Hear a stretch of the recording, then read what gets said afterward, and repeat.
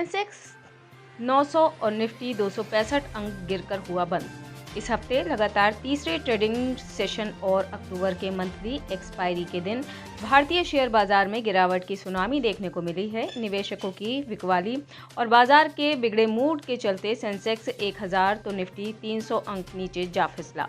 Mid cap index में गिरावट का सिलसिला आज भी जारी रहा और एनएसई का मिड कैप इंडेक्स 900 अंक नीचे जा फिसला। कारोबार खत्म होने पर बीएसई सेंसेक्स 900 अंकों की गिरावट के साथ 63,148 और नेशनल स्टॉक एक्सचेंज का निफ्टी 265 अंकों की गिरावट के साथ 18,857 अंकों पर क्लोज हुआ है, जबकि इस गिरावट के चलते निवेशकों को 3 लाख करोड़ रुपए का नुकसान हुआ है।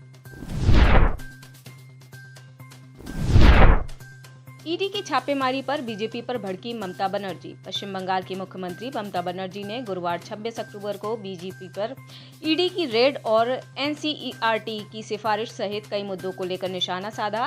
तृणमूल कांग्रेस की चीफ ममता बनर्जी ने कहा, बीजेपी चुनाव से पहले देश भर में विपक्षी दलों के नेताओं के खिलाफ ईडी की छापेमारी कर गंदा खेल खेल रही है। मेरा सवाल है कि क्या बीजेपी के किसी नेता के घर पर एक भी रेड की गई? बुरहानपुर पर चढ़ा गजब चुनावी रंग। चुनाव के चलते रोजाना अलग अलग नजारे देखने को मिल रहे हैं। कहीं राजनीतिक प्रतिद्वंदियों की तकरार हो रही है तो कहीं अपनों की कलह से राजनीतिक दलों के माथे पर शिकन चढ़ी हुई है। चुनाव के इस माहौल के बीच एक नज़ारा बुरहानपुर की गलियों में भी देखने को मिला। दरअसल प्रियांक सिंह गधे पर सवार होकर अपना नामांकन फॉर्म जमा करने पहुंचे। इस दौरान उनके साथ उनके समर्थकों का कुनवा भी मौजूद था। निर्दलीय चुनावी दंगल में उतरने वाले प्रियांक सिंह ने गधे पर बैठकर ही रैली निकाली।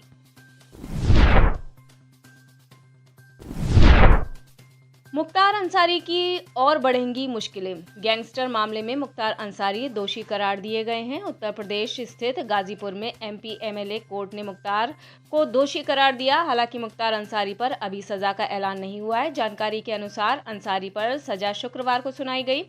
साल 2009 के मामले में मुख्तार को दोषी करार दिया गया है। मुख्तार पर हत्या और हत्या के प्रयास का मामला दर्ज था। मीर हसन ने हत्या के प्रयास का केस दर्ज कराया था। साल 2010 में दोनों मामलों को मिलाकर गैंग चार्ट बना था। गाजीपुर स्थित करंडा थाने में मुख्तार पर गैंगस्टर का मामला दर्ज था।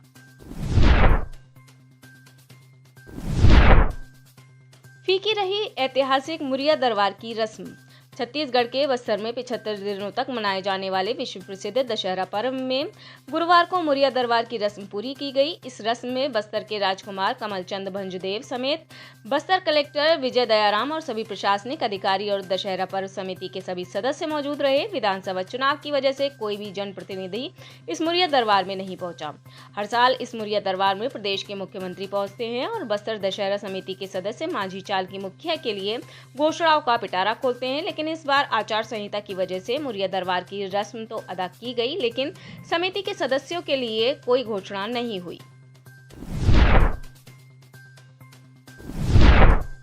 जेडीयू ने पीएम को दिया चैलेंज। एनसीईआरटी की किताबों में इंडिया की जगह अब भारत लिखा जाएगा। इस मुद्दे पर जमकर बयानबाजी हो रही है।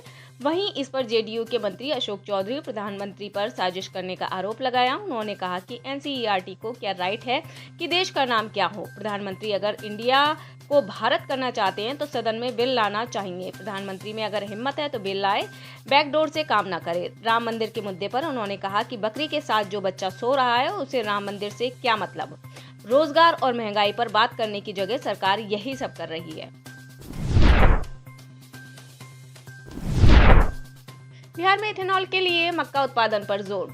केंद्र सरकार इथेनॉल के उत्पादन को बढ़ावा देने के लिए लगातार प्रयास कर रही है। ऐसे में बिहार सरकार ने भी इथेनॉल का उत्पादन बढ़ाने के लिए प्रदेश में मक्के का रकबा बढ़ाने का फैसला किया है। सरकार की योजना सभी जिले में मक्के की खेती पर जोर देने और 100% हाइब्रिड बीज लगाने का लक्ष्य रखा गया है। कृषि विभाग के एक अधिकारी कहते हैं कि राज्य के सभी 38 जिलों में मक्का की खेती का क्षेत्र विस्तार करने की सरकार की योजना है। इसके लिए सरकार कई महत्वपूर्ण कदम उठा रही है।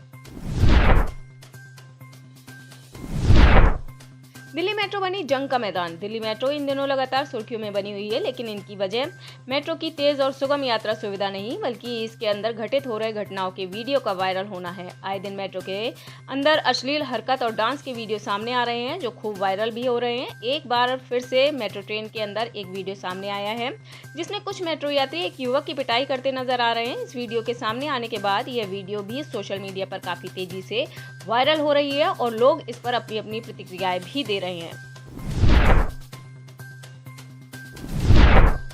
रेड लाइट ऑन, गाड़ी ऑफ कैंपेन शुरू। दिल्ली सरकार में पर्यावरण मंत्री गोपाल राय ने गुरुवार को राजधानी में वायु प्रदूषण को पूरी तरह से नियंत्रित करने की दिशा में रेड लाइट ऑन, गाड़ी ऑफ कैंपेन शुरू करने का ऐलान किया। इस अभियान को लेकर उन्होंने कहा कि 4 दिन पहले दिल्ली का 300 के ऊपर AQI गया था, अभी 250 के आसपास AQI है। इसमें बढ़ोतरी का अनुमान लगाया जा रहा है। रिपोर्ट्स में दिखाया गया है कि PM10 की वजह से PM2.5 की मात्रा बढ़ने लगी है। खासकर इन इलाकों में AQI बढ़ रहा है जहां गाड़ियों का आवागमन ज्यादा है।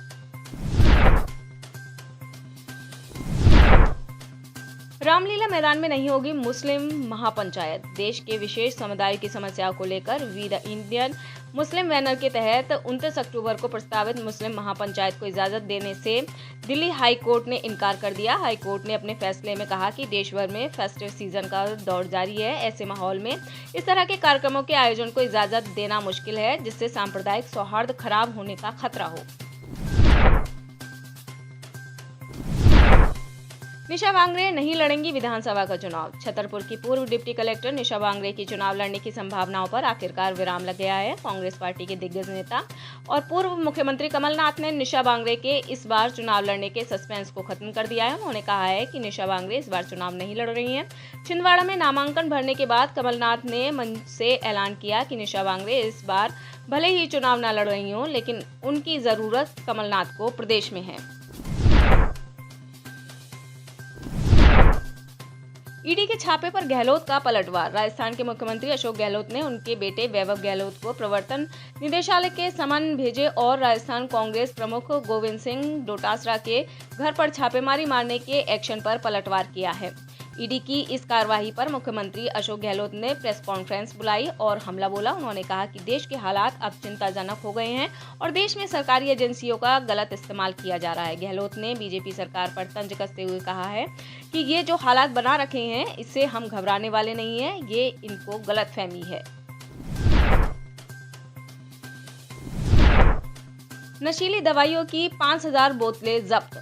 राजस्थान में विधानसभा चुनाव को 1 महीने ही रह गया है। राजनीतिक पार्टियां और निर्वाचन विभाग तो एक्टिव हैं ही, साथ में पुलिस भी आचार संहिता के दौरान लगातार कार्रवाई कर रही है। इसी क्रम में उदयपुर में देर रात पुलिस ने बड़ी कार्रवाई को अंजाम दिया है। यहां पर देश भर में प्रतिबंधित नशीली दवाइयों की बड़ी खेप मिली है। इस कार्रवाई में पुलिस ने 5000 से ज्यादा बोतलें बरामद की हैं और इसे सप्लाई करने वाले आरोपी को गिरफ्तार किया है। मिली जानकारी के अनुसार ये दवाइयां युवाओं में सप्लाई की जाने वाली थी।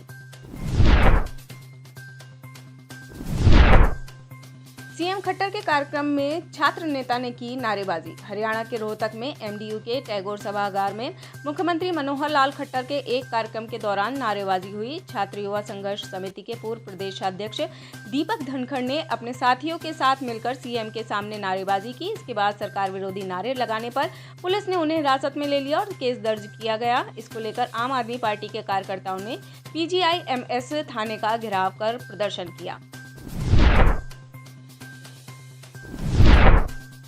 प्रदूषण कंट्रोल करने के लिए BMC के निर्देश। मुंबई महानगर पालिका ने बुधवार को वायु प्रदूषण से निपटने के लिए दिशा निर्देश जारी किए, जिसके तहत पूरी मुंबई में खुले में कचरा या अन्य कोई सामग्री जलाने पर प्रतिबंध लगा दिया गया है। BMC आयुक्त इकबाल सिंह चहल द्वारा हस्ताक्षरित दिशा निर्देश मुंबई में बिगड़ते वायु गुणवत्ता सूचकांक के बीच आए हैं। एक आधिकारिक विज्ञप्ति में कहा गया है, BMC के तहत भौगोलिक क्षेत्र में कहीं भी खुले में कूड़ा जलाने पर पूर्ण प्रतिबंध होगा। खासकर कूड़ा फेंके जाने वाले मैदान और कूड़ा जलाने के लिए संभावित स्थलों पर दिशा निर्देशों में कहा गया है कि शहर में बिल्डरों को निर्माण सामग्री के परिवहन के लिए केवल ट्रैकिंग सिस्टम से लैस वाहनों को ही शामिल करना चाहिए। इजरायली सैनिकों ने गाजा में किया जमीनी हमला। इजरायल की सेना ने गाजा में जमीनी कार्रवाई शुरू की। IDF ने कहा, सैनिकों ने टैंकों के साथ उत्तरी गाजा पर जमीनी हमला किया। ये हमला ज़्यादा बड़ा नहीं था। इस दौरान हमास के लड़ाकू विमानों, उग्रवादी बुनियादी ढांचे और मिसाइल लॉन्चिंग ठिकानों पर हमला किया गया। अभी तक किसी भी तरह के हताहत की कोई रिपोर्ट नहीं है। ल्यूइस्टन शहर में 3 जगहों पर अंधाधुंध फायरिंग। अमेरिका के मेन राज्य के ल्यूइस्टन शहर में बुधवार 25 अक्टूबर 2023 को उस वक्त मातम फैल गया जब 3 जगहों पर अंधाधुंध फायरिंग में 22 लोगों की मौत हो गई। तीनों स्थलों पर हुई गोलीबारी करने वाला एक ही शख्स है। इस साल अमेरिका में फायरिंग की यह 565वीं घटना है। साल अभी बीता नहीं है और 15,000 लोग इन घटनाओं में अपनी जान गंवा चुके हैं। बुधवार की घटना में घायल 50 से ज़्यादा लोग अस्पतालों में अपना इलाज करवा रहे हैं और जो इस घटना में किसी तरह बचने में कामयाब हुए वह सदमे में है।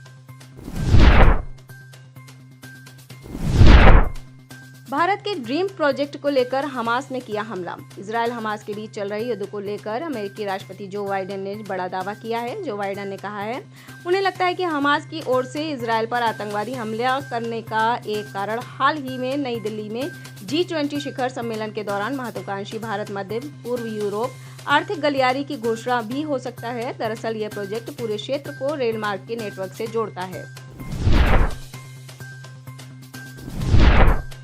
हमास को आतंकी संगठन घोषित करे भारत। इजरायल ने भारत से हमास को एक आतंकवादी संगठन घोषित करने की अपील की है। भारत में इजरायल के राजदूत नाओर गिलोन ने बुधवार 26 अक्टूबर को एक प्रेस कॉन्फ्रेंस के दौरान हमास हमले के बाद दिए गए बयान के लिए भारतीय प्रधानमंत्री नरेंद्र मोदी की प्रशंसा की। साथ ही उन्होंने कहा कि भारत के लिए समय आ गया है कि वह अन्य कई देशों की तरह हमास को आतंकवादी संगठन घोषित करे।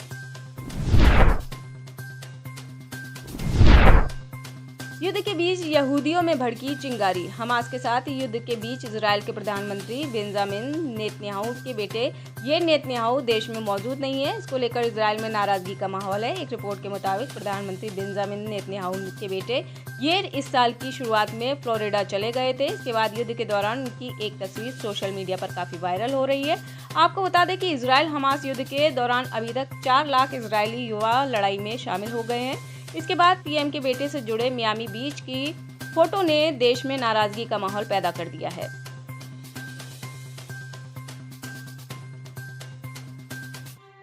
आप इस खबर के बारे में क्या सोचते हैं, हमें कमेंट सेक्शन में बताएं। साथ ही ब्रह्मास्त्र न्यूज को सब्सक्राइब और शेयर भी जरूर करें।